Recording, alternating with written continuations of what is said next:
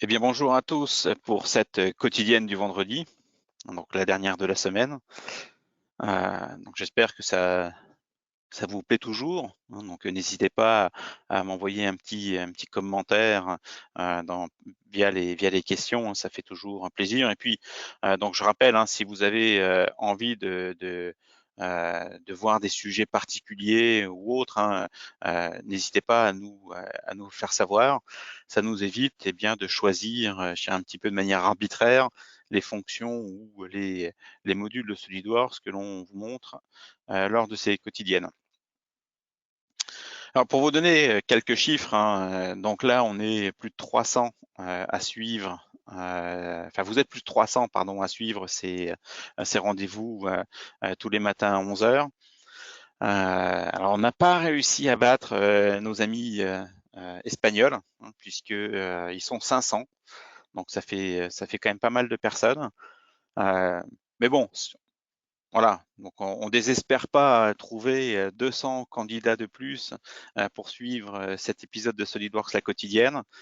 Peut-être que le format va un petit peu changer dans les jours à venir.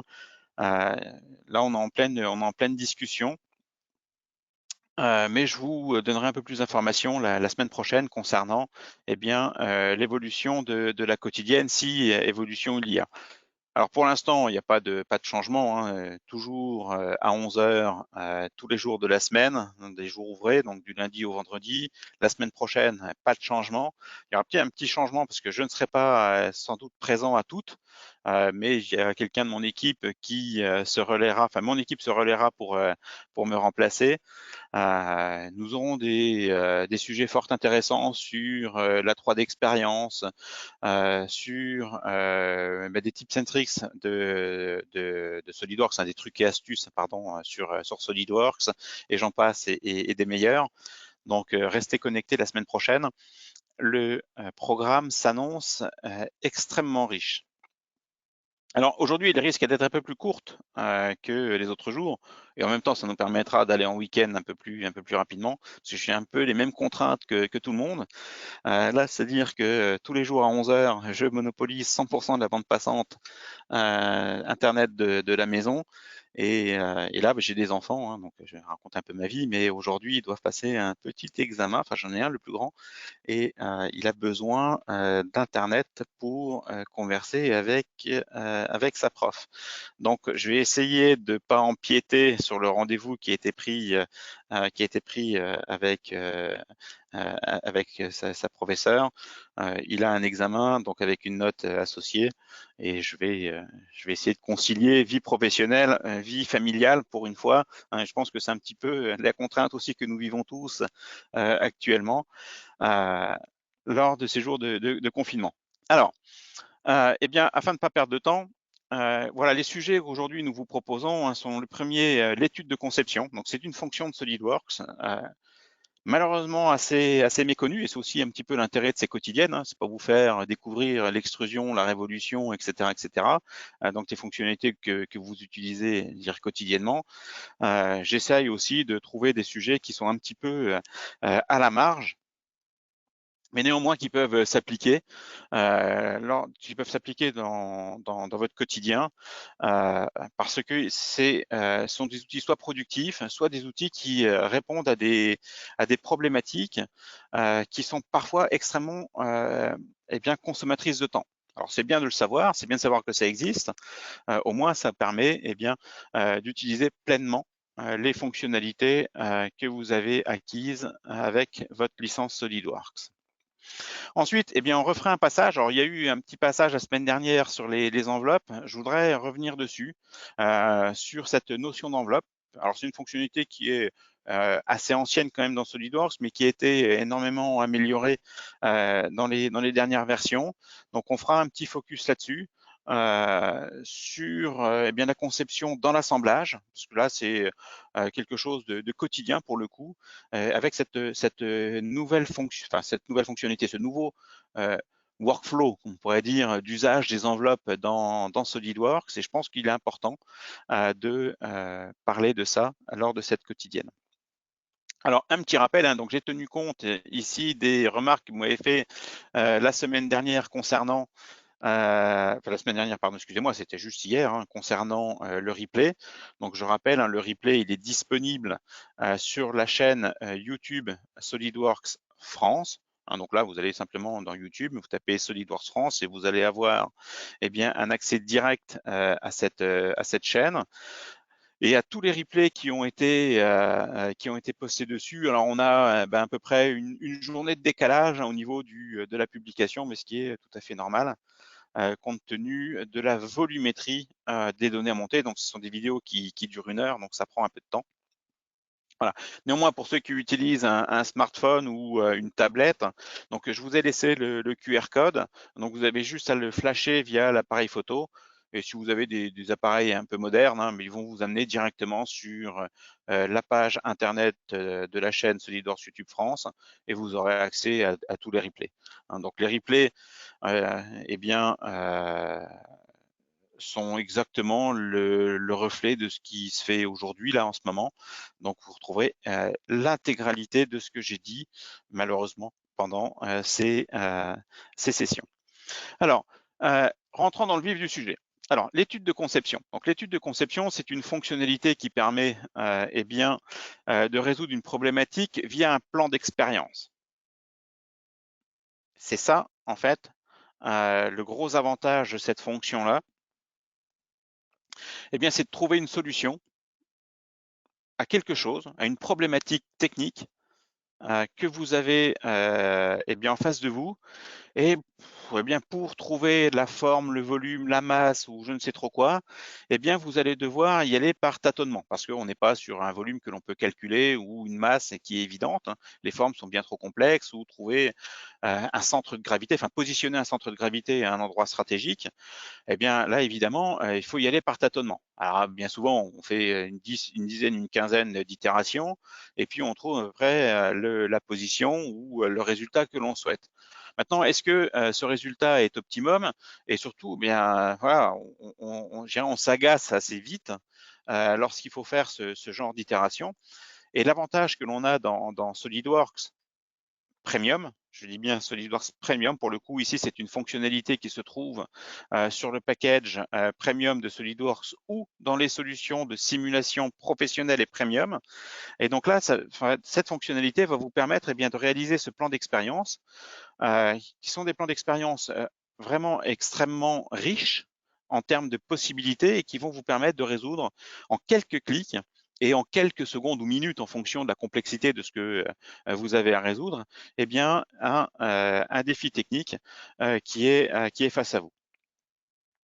Alors, bien évidemment, cette fonctionnalité demande un peu de, comme un plan d'expérience, il y a le mot expérience dedans, demande un petit peu de, je dirais, de connaissances dessus, hein. Donc, déjà savoir où elle est, hein, où elle se situe, et on va regarder ça ensemble directement maintenant.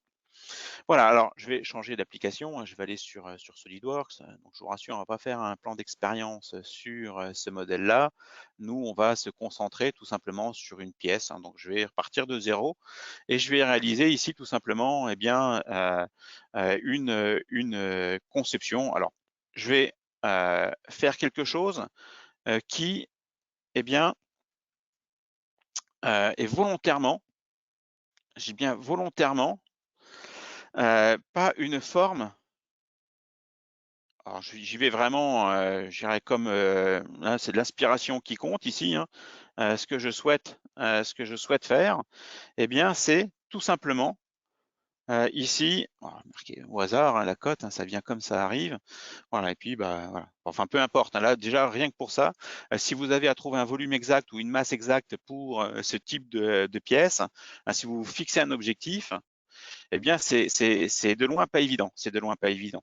Alors, et notre plan d'expérience, va nous permettre tout simplement, de trouver un volume en fonction d'un certain nombre de critères, de paramètres que je vais modifier dans dans ma conception. Il va me permettre d'obtenir l'objectif que je souhaite. Alors, où est-ce qu'on trouve cette étude de conception? L'étude de conception, c'est relativement simple. C'est dans Outils, ici, et puis on va aller rajouter la fonction étude de conception. Alors, malheureusement, j'y ai joué avec tout à l'heure. Ça devrait pas être bien compliqué. Est-ce que c'est ici? Je me suis trompé. Étude de conception, pardon, c'est dans insertion et non pas dans outils.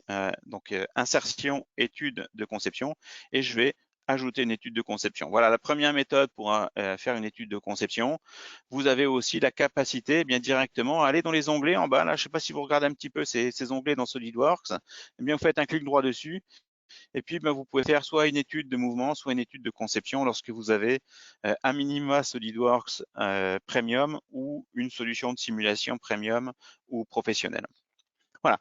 Alors, vous voyez qu'ici, j'ai une nouvelle zone dans mon espace graphique qui est apparue, et je vais pouvoir rajouter un certain nombre d'informations. Et donc, dans ces informations, ici, eh bien, je vais pouvoir ajouter des cotes, je vais pouvoir ajouter une limite imposée, donc me donner, par exemple, un objectif de coût, si j'utilise costing, qui est une autre fonctionnalité de SolidWorks, donc trouver l'épaisseur de tôle, si vous travaillez avec par exemple des inox alimentaires, ça coûte très très cher, trouver l'épaisseur de tôle qui correspond à ce que vous voulez faire en fonction d'un prix. Et puis là, évidemment, lui, il va vous faire varier un certain nombre de paramètres et vous donner un objectif de prix et trouver ce qui correspond le mieux par rapport à une contrainte que vous lui avez imposée. Voilà un exemple. Moi ici sur mon vase, je souhaite qu'il fasse une certaine masse ou volume, parce que là j'ai une masse volumique de 1, ça ne va pas changer grand chose. Donc, je vais aller ici, dans mon onglet évaluation, et je vais prendre propriété de masse, et on voit que là, je frise le kilo. Je fais 961 grammes. Enfin, ma conception fait 961 grammes. Moi, j'en fais un peu plus, pour ceux qui me connaissent. Et là, je vais aller pouvoir tendre vers 1 kilo. Alors, comment faire ça? Alors, je pourrais bricoler et puis tirer manuellement sur les cotes. C'est pas forcément ce que je veux faire. Moi, ce que je voudrais faire ici, c'est tout simplement lui demander qu'il fasse varier des dimensions ici de manière automatique. Alors, j'ai peut-être pas mis toutes les cotes, excusez-moi, donc je vais revenir dessus. Tac. Voilà, monsieur, elle était là, la cote, très bien. Donc, c'est moi qui, voilà. Donc là, je vais ajouter un paramètre. Voilà, c'est parce que j'ai pas, effectivement, il faut que j'affiche mes cotes en double-cliquant sur la surface, sur la fonction qui est ici, qui va être modifiée. Alors, moi, je vais lui dire ici que cette cote-là, je vais la nommer la hauteur. Pardon, hauteur. Voilà. OK. J'applique. Deuxième. Et vous voyez que dans mon tableau ici, je vais avoir une variable qui s'appelle hauteur qui était directement incluse dans ma fonction. Je vais maintenant sélectionner ici, pourquoi pas celle-ci. Et là, je vais dire que c'est la base, largeur base. Largeur base, voilà. OK. Voilà. Et ici, je vais ajouter largeur base parce que je n'ai pas appliqué. Alors, qu'est-ce qu'il me propose de faire? Déjà, vous avez ici la possibilité de dire, voilà, est-ce que je vais avoir un intervalle ou chercher des valeurs discrètes? Donc, une valeur discrète, c'est une valeur pleine. 1, 2, 3, 4, 5, c'est une valeur discrète. Ou travailler avec un intervalle ou un intervalle avec des pas. Donc, évidemment, ici, je vais lui dire, OK, donc cette cote de 130, il me propose par défaut de la faire varier entre 65 mm et 195 mm avec un pas de 65 mm. Celle-ci, voilà, donc vous avez les informations qui sont données ici, et ça donne, en fait, un scénario avec 9 cas possibles. Ok, bon, moi, ça va pas forcément m'intéresser. Donc, je vais lui dire, ici, tu vas modifier la cote entre 130 et 150, voilà, avec un intervalle de 2 mm. Qu'est-ce qui se passe? Je commence à avoir déjà un peu plus d'itération. OK? Donc là, je vais aller modifier entre 30, voilà, 30 mm et puis voyons si 50 mm ira avec un intervalle ici de 5 mm. Voilà. J'ai 55 itérations possibles pour cette cette conception. Donc là, imaginez que si vous aviez à faire ça à la main, eh ben, il faudrait faire 55 fois, je double-clique sur la cote, je rentre 2 de plus à chaque fois, et puis je vais dans la fonction évaluer, je regarde la masse, etc., jusqu'à trouver le résultat qui correspond à votre, ici à votre kilo. Voilà. Alors, on ne va pas donner de limite ici imposée, hein, mais pour avoir des limites imposées, et pour ça, il faut tout simplement ajouter un capteur. Nous, on va se concentrer directement sur l'objectif. Et donc, dans SolidWorks Premium, vous avez la capacité de rajouter des capteurs. Alors, qu'est-ce qu'un capteur?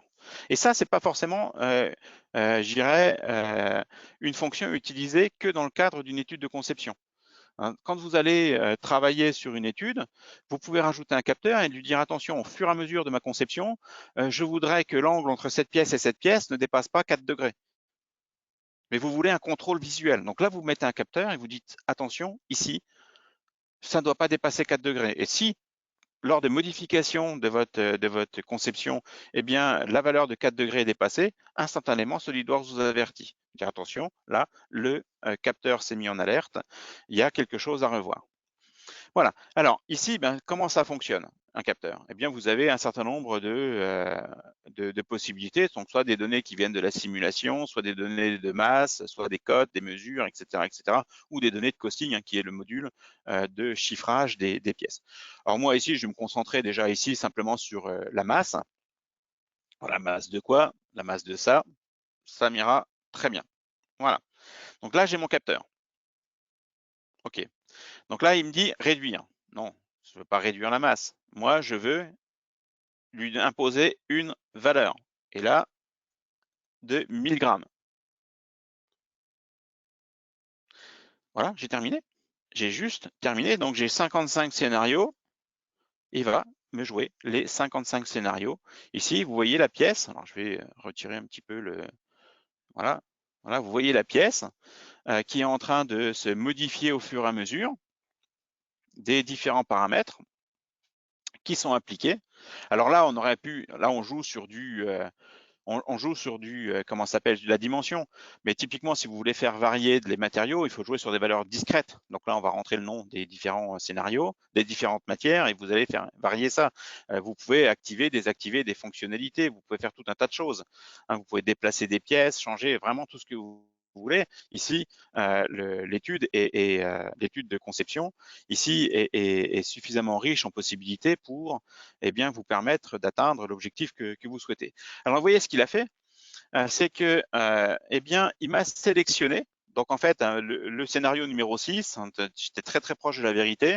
Le scénario numéro 6, c'est celui, en fonction des paramètres que je lui ai donnés, qui se rapproche le plus de ma masse souhaitée, qui est de 1 kg. Et lui, instantanément, il est venu appliquer les paramètres souhaités dans les fonctions, dans les esquisses. Voilà. Et donc, j'ai quelque chose qui tend. Alors après, vous pouvez l'affiner. Vous savez qu'il faut varier sans doute entre 29,5 et 30,5 et 40 et quelques. Donc, vous pouvez refaire des scénarios avec des pas beaucoup plus fins. Mais en tout cas, ici, vous avez atteint l'objectif qui était de tout simplement avoir la pièce qui avait une masse ou un volume critique pour vous. Voilà, donc un premier scénario. Donc, je vais en faire un deuxième. Donc ici, une nouvelle étude de conception, donc là, en passant par les onglets, étude de conception, voilà. Et là, je vais faire quelque chose qui est totalement différent. Je vais lui dire, je veux que tu positionnes le centre de gravité de ce composant. Alors, composant ou assemblage, peu importe, ça c'est vous qui voyez en fonction de vos besoins. Là, moi, je reste dans une pièce parce que je vais vous montrer comment ça fonctionne, mais ça marche aussi dans les assemblages, et donc il n'y a pas de souci. Alors, pour ça, moi, je vais lui donner un objectif. Alors, pour lui donner un objectif, comme j'ai dessiné un petit peu au hasard, je vais travailler ici avec le centre de masse. Donc ici, je vais monter le centre de gravité, il est ici, voilà. Hop, je l'affiche et mon centre de gravité est positionné à cet endroit-là. Voilà. Alors moi, je vais lui dire, ce centre de gravité, je souhaite qu'il soit positionné ailleurs. Là, ça commence déjà à devenir un peu plus sérieux en termes de, je dirais, d'études. Et pour ce faire, eh bien, je vais aller lui donner un objectif. Alors pour faire simple, hein, je vais encore une fois ici utiliser une esquisse. Et dans cette esquisse, je vais ajouter un point qui va être ma cible. Donc là, je vais contraindre eh bien, mon point ici précisément. Hein. Donc là, je vous rappelle aussi, hein, quand on veut enchaîner des contraintes géométriques ou dimensionnelles, on n'a pas besoin de resélectionner les entités. Hein. Vous choisissez ici ce que vous voulez faire et je vais marquer, pourquoi pas 65. Voilà. Donc là, vous voyez, ici, ce qui se passe, c'est que mon centre de gravité est là, ma cible est ici. Alors j'espère que je vais pouvoir atteindre cette cible. Voilà. Alors pour qu'on voit bien ce qui se passe, hein, donc je vous rappelle aussi comment tout ça fonctionne. Ici, vous avez des petits boutons qui sont très pratiques lorsque vous travaillez. Clic droit et puis, voilà. Hop, je vais y arriver. Voilà. Clic droit, c'est ici. Couleur de l'esquisse, c'est pour que vous voyez bien ce qui se passe. Et je vais mettre mon point en rouge. Ça donnera un peu plus de lisibilité à mon dessin. Alors ça n'a rien à voir avec l'étude de conception, c'est juste pour que ce soit plus visible. Alors, on va recommencer ici à sélectionner un certain nombre de paramètres à faire varier. Donc, je n'ai pas besoin de les redéfinir. Hein, ils sont toujours gardés en mémoire. Donc, moi, ici, j'en ai que 2. Hein, donc, ça va être relativement simple. Alors, qu'est-ce que j'ai intérêt à faire? J'ai peut-être intérêt, cette fois-ci, à élargir la base. Donc là, je rappelle, la base fait 30 mm. Hein, donc, je vais lui dire, là, ça ne sert à rien d'aller en dessous des 30. Je vais marquer 45 et puis je vais donner un pas de 5. Vous avez compris comment ça fonctionnait. Et puis ici, donc ça doit faire je ne sais plus combien de haut. Hein, si je vais dessus, 140, voilà.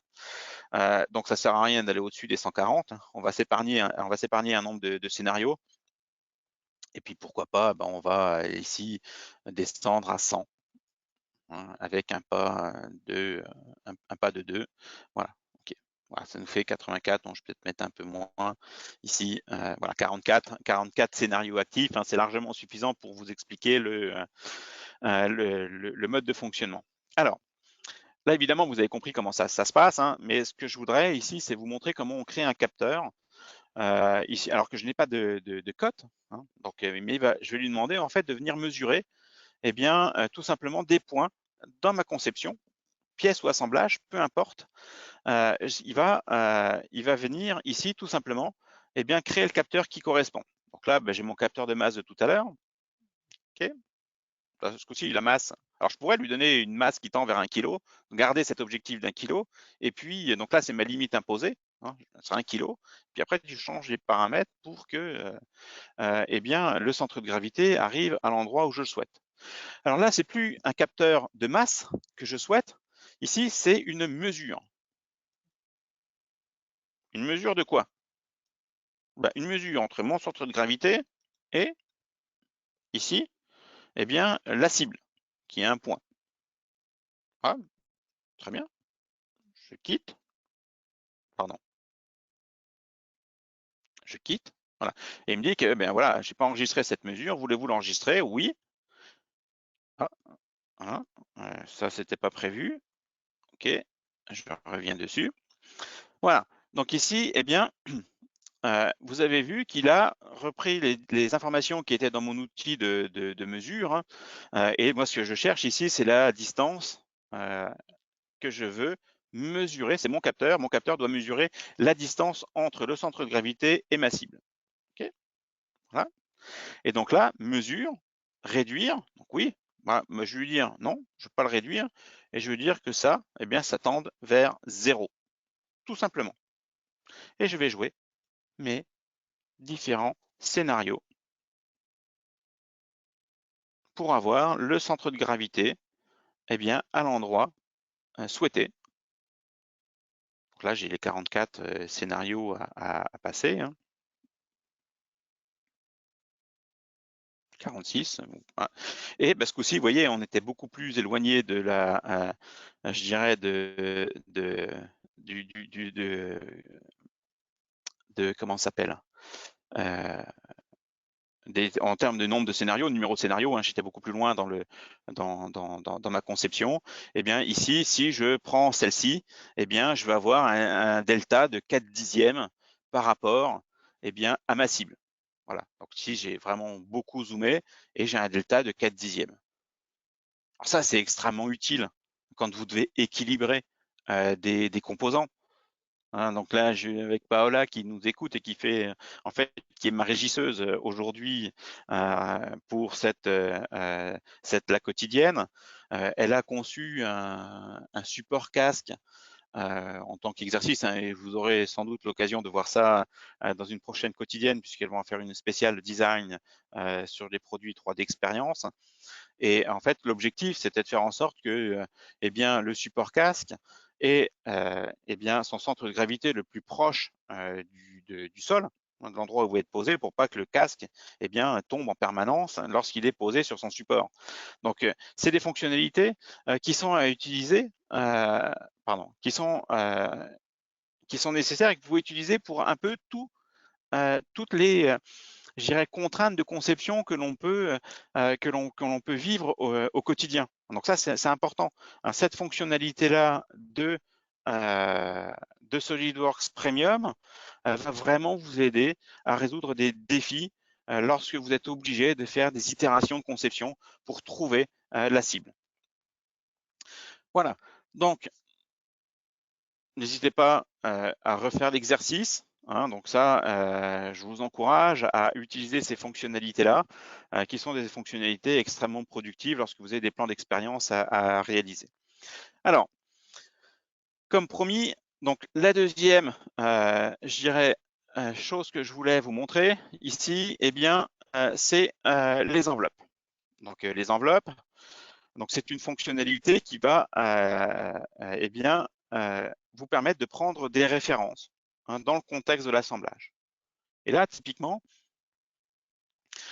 c'est non pas quand vous êtes dans un sous-ensemble d'un assemblage et que vous voulez travailler ici en mettant des références entre les pièces les unes avec les autres. Hein, donc ça, c'est très facile. On va se passer des enveloppes hein, pour faire ça.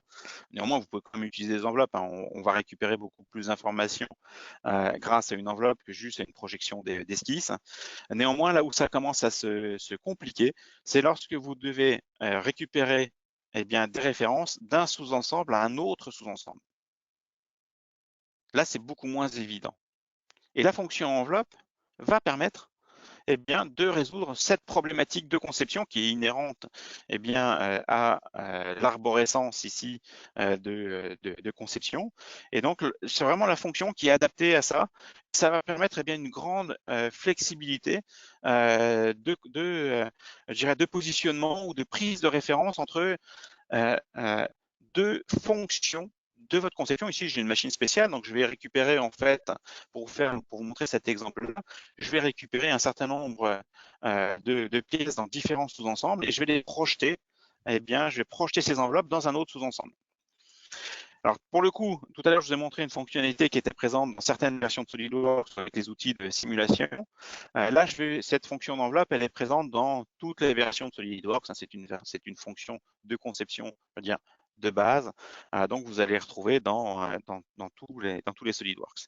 Alors, donc, je vais revenir sur SolidWorks. Donc, je vais fermer ça, j'en ai plus besoin. Pas besoin de l'enregistrer.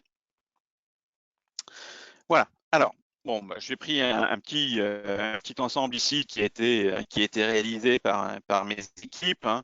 Voilà, une petite conception de machine spéciale, genre rien de bien particulier. Hein, donc, voilà, nous aussi, on fait pas que, je dirais, des maquettes, hein, et, radiocommandées et autres. Hein, on peut faire aussi des exemples qui ont un peu le look industriel, en essayant d'utiliser au maximum les solutions de SolidWorks, les possibilités de SolidWorks. Et vous voyez qu'ici, eh bien, j'ai un bras qui est mobile. Alors le concept de cette machine, hein, c'est relativement simple. Hein.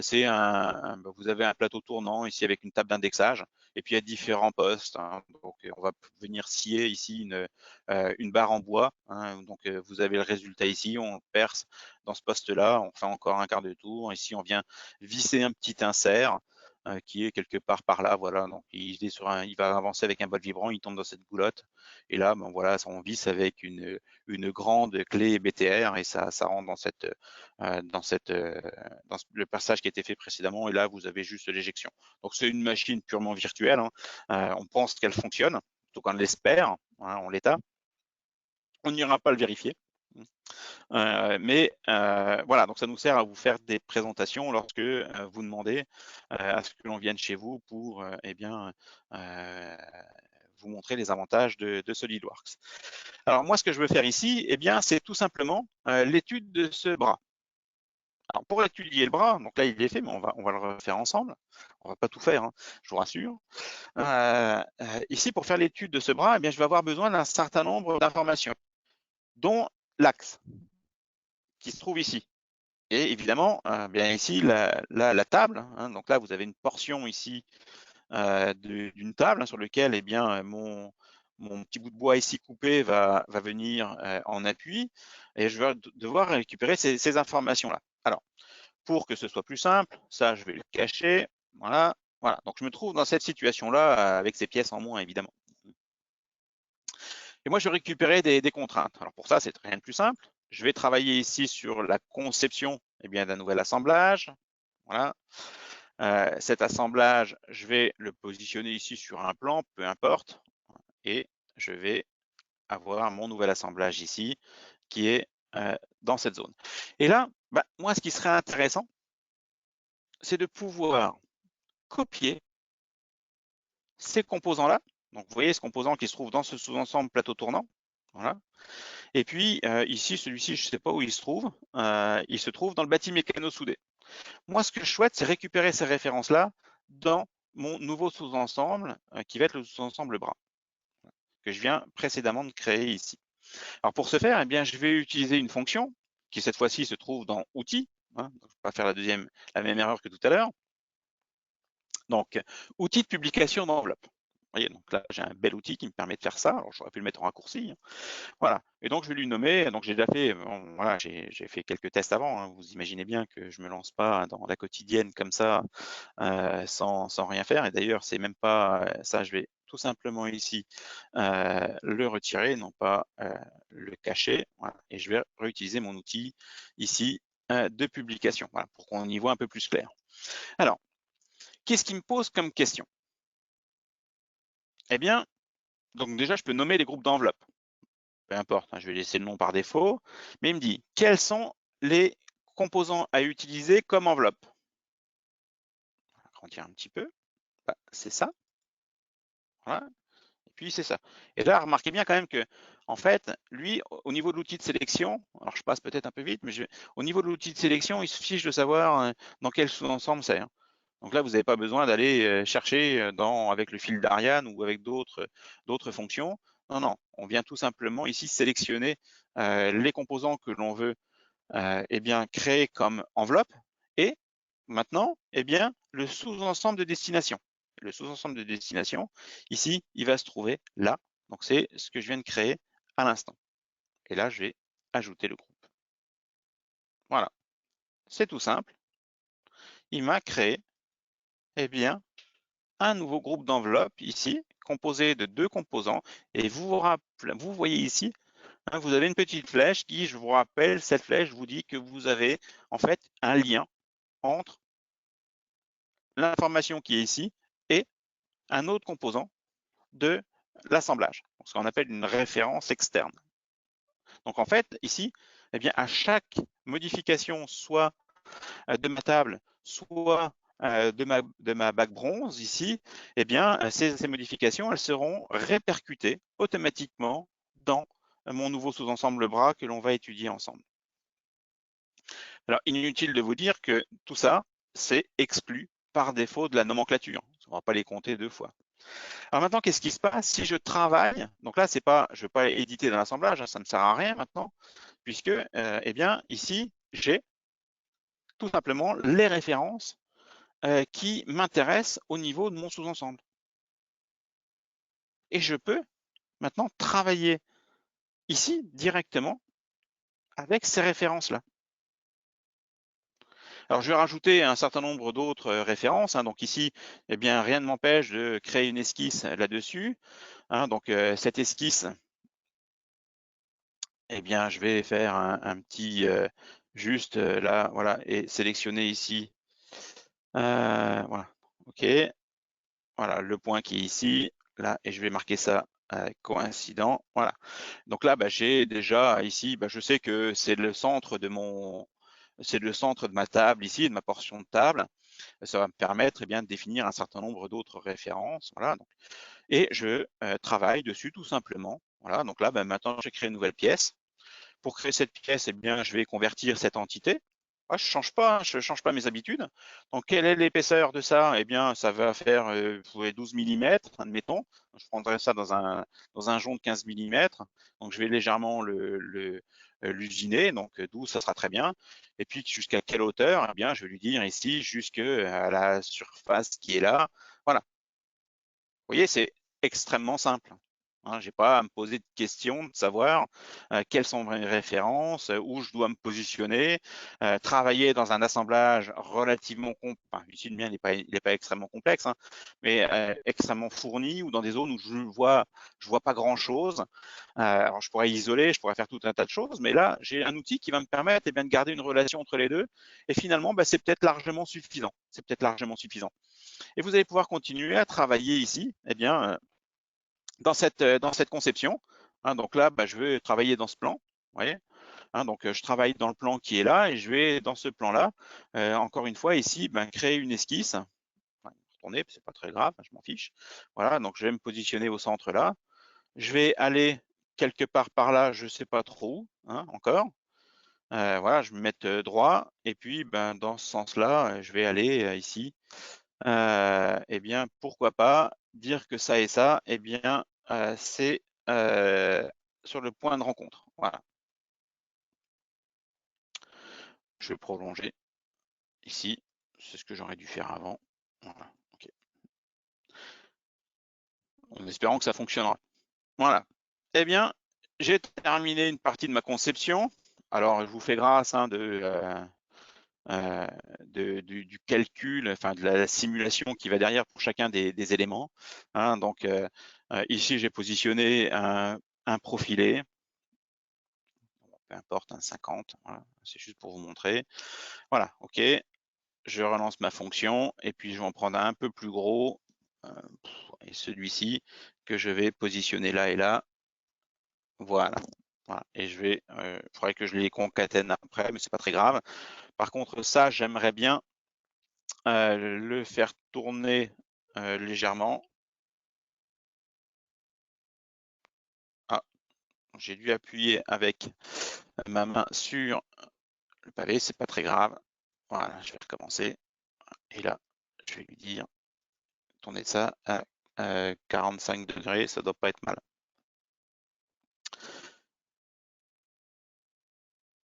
Ok, bah, c'est pas mal, tout ça, c'est pas mal. Alors voyons ici édition directe, hein, puisque j'ai fait une petite coquille, je vais combiner ces deux profilés-là. Hein, vous voyez l'intérêt aussi de travailler avec de l'édition directe. Hein. Je mêle un petit peu tout ce qu'on a vu, hier. C'est évidemment l'intérêt. Hein, c'est l'intérêt.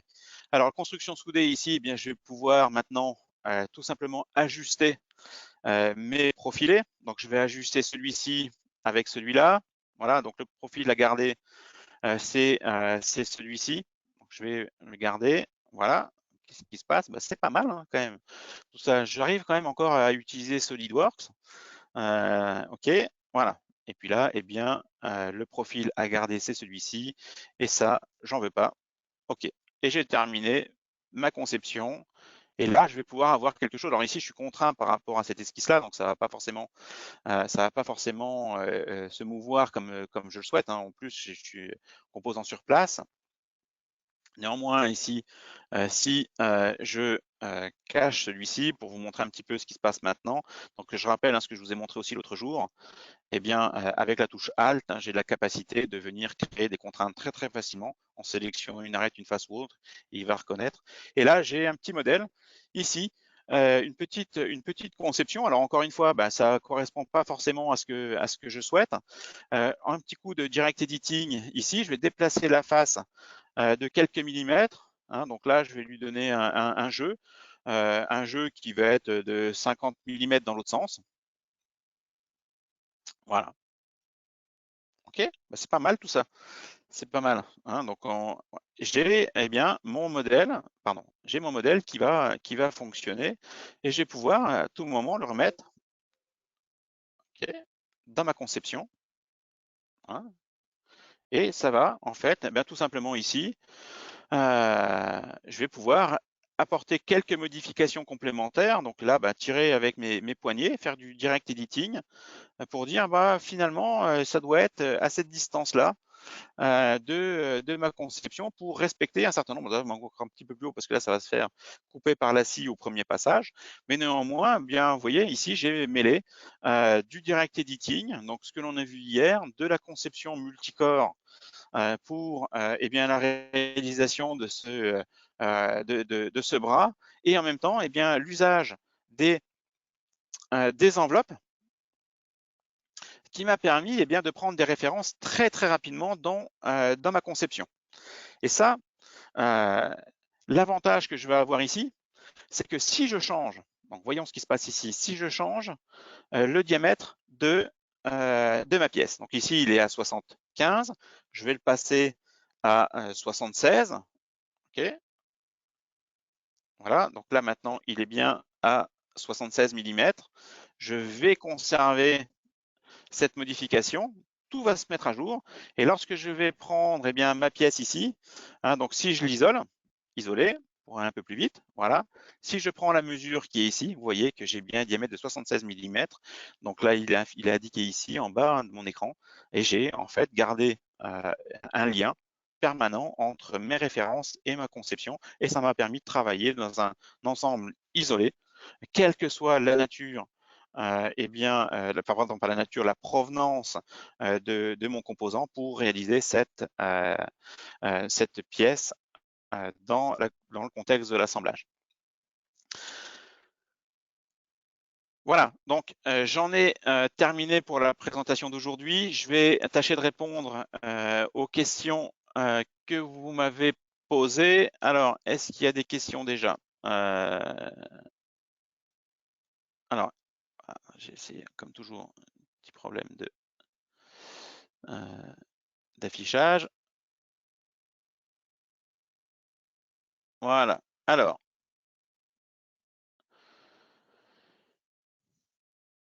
Je vous remercie donc, pour le petit message que vous m'avez envoyé. Donc, c'est toujours de qualité techniquement à la hauteur de mes attentes. Donc ça, je vous remercie beaucoup. Une proposition du site, la mise à plat d'une surface développée en vue de découper en découpe à plat pour des pièces d'ameublement moulées. Ah, ok. Bah ça, je peux vous le faire rapidement. Si vous le souhaitez, je vais essayer là rapidement. Ok. Alors, voilà. Donc, bon, une esquisse.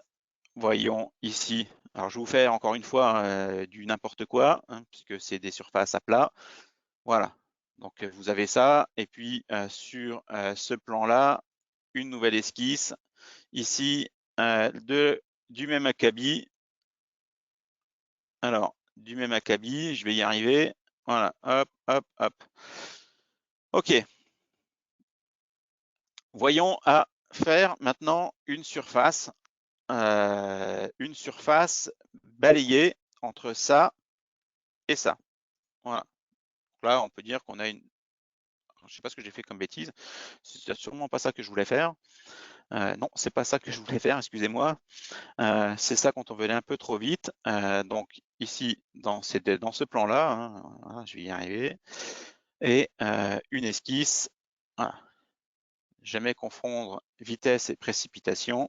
Alors, je vais me prendre une spline, peu importe. Voilà.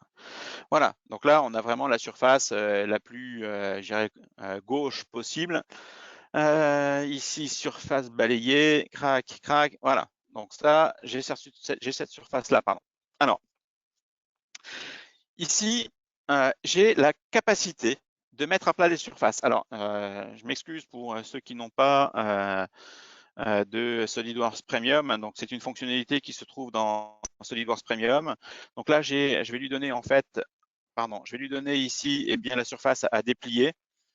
Je peux avoir un certain nombre d'entités complémentaires pour venir eh bien, donner des orientations. Donc là, une précision, je le mets comme ça, peu importe. Hein. Voilà.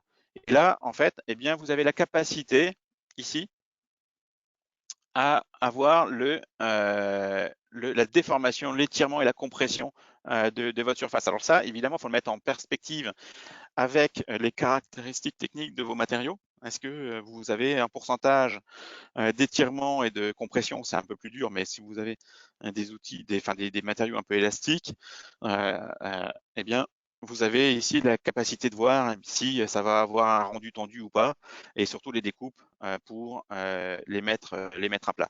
Alors, bien évidemment, ici, hein, vous avez la capacité d'exporter ça en DXF, DWG pour eh bien, vos machines de découpe hein, derrière. J'espère que j'ai répondu à la question.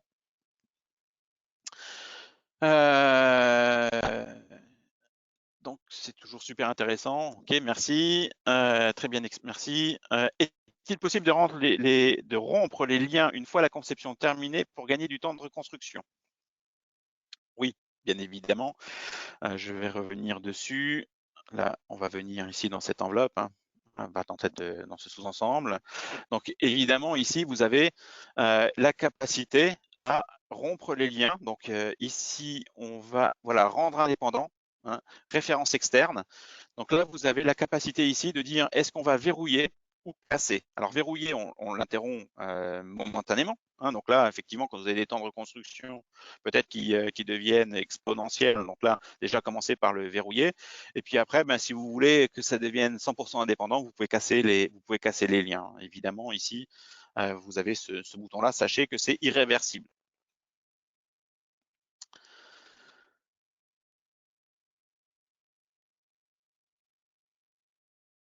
Voilà. Je suis désolé, je vais devoir vous quitter. Je vous donne rendez-vous lundi. Je vais mettre fin à cette présentation. Bonne fin de journée à vous tous et je vous dis à lundi. Bon week-end. Merci.